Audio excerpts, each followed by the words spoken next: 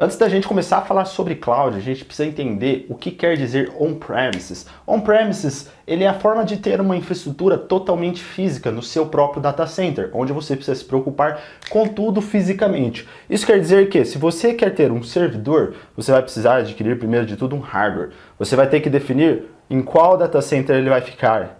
Esse data center, ele vai ter que ficar dentro de uma cidade. Você vai ter que se preocupar com tudo isso daqui. Inclusive, pessoal, você vai ter que se preocupar com o seu hardware, qual o tipo, se ele está com uma versão legal, se ele não está, se você precisa atualizar, fazer manutenção. Então você vai começar a ter várias preocupações. Uma grande preocupação é a parte de energia. Você vai ter que ter redundância de energia, você vai ter que se preocupar com isso. Se você também precisar desse sistema disponível por muito tempo, você vai começar a ter que se preocupar com a internet. Então você vai ter que ter pelo menos 2 links de internet. Sem falar que, para você garantir que o sistema seu vai estar saudável, você vai precisar ter também algum sistema de monitoração para te avisar de alertas, te avisar de problemas, te avisar de algo que não está funcionando corretamente. Outra coisa é, além do hardware do servidor, dependendo da quantidade de hardwares, você precisa de um storage externo. Então imagina, o seu servidor ele vai estar conectado a um storage. E aquela storage, se você tem um storage, quer dizer que você não tem redundância. Então logo, você vai ter que ter possíveis 2 storages, 2 SAN, a não ser que seja disco local, que tem o perigo de você ter sempre 2 discos duplicados, porque você vai ter que ter um RAID, você vai ter que ter uma redundância configurada. Além disso, galera, nós temos que se preocupar com backup. Então, o backup, imagina, você vai ter que ter lá um sistema que gera backup. Idealmente, a melhor situação é você ter 2 sistemas, porque você precisa de uma redundância. E se um backup falhar, o que você vai fazer? E sem falar que, aqui eu nem comecei a falar sobre mão de obra. Então você vai precisar de pessoas especializadas para fazer toda essa configuração, para te ajudar a ter um ambiente dessa forma aqui, um ambiente totalmente seguro. E é muito difícil. Outro termo que eu nem falei ainda é que, se você tem uma redundância no mesmo data center, no mesmo hardware às vezes, ou dentro da mesma cidade, existe sempre um perigo. Dependendo do tipo de aplicação que você rodar, você precisa ter um espelhamento. Então você vai ter que se preocupar em ter suporte em uma outra cidade. Aqui você vai ter que ter um outro hardware e um outro data center. E de alguma forma, esses dados vão ter que se replicar. Então você vai ter que começar a se preocupar com um link entre eles, um link bom, dependendo do quanto de tráfego você vai ter. Você vai ter que começar a se preocupar com a parte de segurança, tanto no tráfego como também de acesso. Então o seu usuário, pessoas fisicamente vão entrar nesse data center, quer dizer que essas pessoas também podem entrar nesse data center. Quem está nesse data center? Qual é a segurança? Tem a possibilidade de alguém chegar? Qual é a segurança física disso? Então acaba tendo um problema, mas às vezes você precisa dessa redundância, não só por questões de ter uma alta disponibilidade, mas também por questões de desastre. Então, se eventualmente acontecer algum problema na sua cidade ou data center principal, você tem um segundo data center de redundância para te ajudar a manter o seu serviço 24/7. E além de tudo isso, pessoal, o que você tem que se preocupar? Com mão de obra especializada. Apesar de você ter um e-commerce ou eventualmente você ter uma aplicação que te atenda em alguma coisa que não tem nada a ver com TI, mesmo assim você vai ter que se preocupar com toda a parte física, sem falar da parte lógica que roda dentro do seu servidor. Então o seu servidor vai ter uma aplicação. Imagina se preocupar com tudo isso daqui. Este é o problema de ambientes on-premise, que é totalmente diferente de ambientes em cloud. Ambientes em cloud, ele é bem diferente. Você não precisa ficar se preocupando com tudo que você tem que se preocupar quando nós estamos falando de um ambiente on-premise, aquele ambiente físico que a gente acabou de falar. Então em cloud é diferente, galera. Em cloud você consegue ter uma aplicação com muito mais disponibilidade, com muito mais HA, com muito mais segurança. Como que você faz isso? Você consegue de forma bem fácil selecionar uma região onde você quer rodar. Essa região pode ser Estados Unidos, pode ser Europa, pode ser Austrália, pode ser África, pode ser aqui no Brasil, tem várias opções. Você simplesmente precisa falar, eu quero essa região. Dentro dessa região, ele já vai ter diversos data centers, e esses data centers são conhecidos como Availability Zone.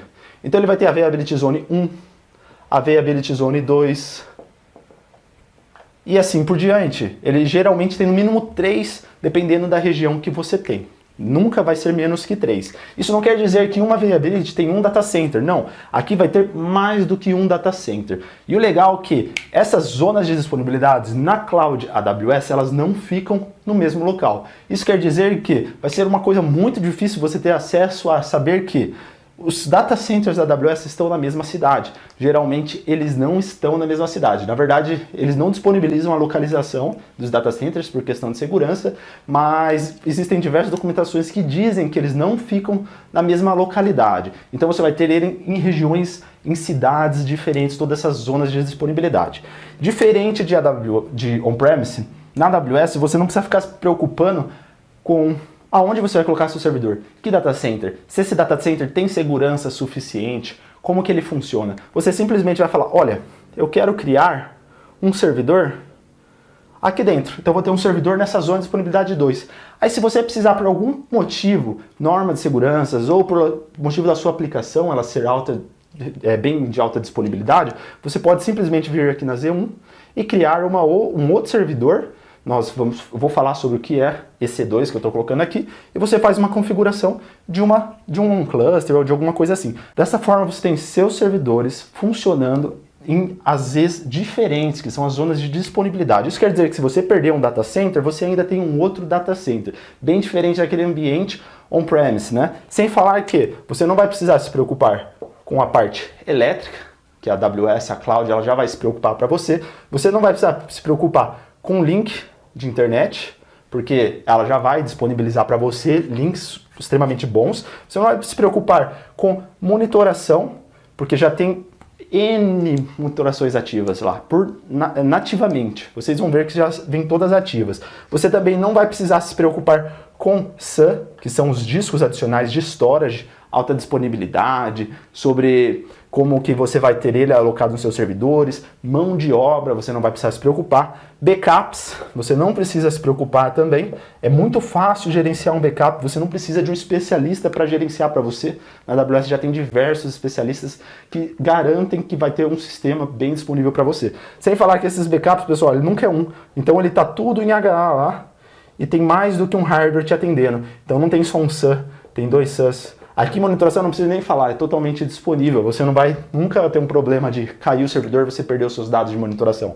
Não existe isso. Link de internet também vai estar sempre disponível. Tem redundâncias dentro do data center deles. Sem falar que segurança de acesso, pessoal, ninguém vai ficar entrando no seu data center. Não vai existir isso. Você não vai precisar se preocupar com isso. Você vai estar de acordo com muitas normas de segurança. E eventualmente você precisar criar um planejamento de disaster recovery, ou seja, você tem um planejamento que se eventualmente você perder uma região toda, você precisa de um outro lugar, é muito simples. Você consegue lá disponibilizar uma outra região. Essa pode ser a nossa região em um outro país, do outro lado do continente, tanto faz, e você consegue armazenar backups aqui. Então você pode, toda vez que gerar um backup, jogar esse backup para essa região. E não são coisas difíceis. Qual é a principal diferença, então, entre cloud e ambientes on-premise? No ambiente on-premise, mesmo se você tem um software que não tem nada a ver com TI, você vai ter que se preocupar com o desenvolvimento do seu software, com seus clientes, e também com o ambiente de hardware, ambiente físico, vai precisar de especialistas. Já diferente da cloud, na cloud você consegue ter o seu servidor rodando lá, você não precisa se preocupar aonde ele está rodando, como ele está rodando, você vai ter que se preocupar com o sistema operacional, com o seu software e com seus clientes. Então, galera, a abstração de todo esse layer de hardware, esse layer físico, que é algo difícil, você vai ter disponível. Sem falar que um grande diferencial em cloud, você consegue crescer tranquilamente. Aqui em ambientes físicos, que eu mostrei anteriormente, quando a gente fala de ambientes de on-premise e assim por diante, nesses ambientes você precisa se preocupar em ter um hardware disponível para uma eventual necessidade no futuro. Aqui não, você simplesmente paga por isso. Se você precisar 30 desses servidores, da noite para o dia, você vai ter. Diferente se você precisar de 30 servidores a mais dentro do seu próprio data center. Você não vai ter, provavelmente. Tá bom, galera? Então é isso daí que eu tinha para falar sobre a diferença entre on-premise e cloud AWS. E aguardo vocês no próximo vídeo.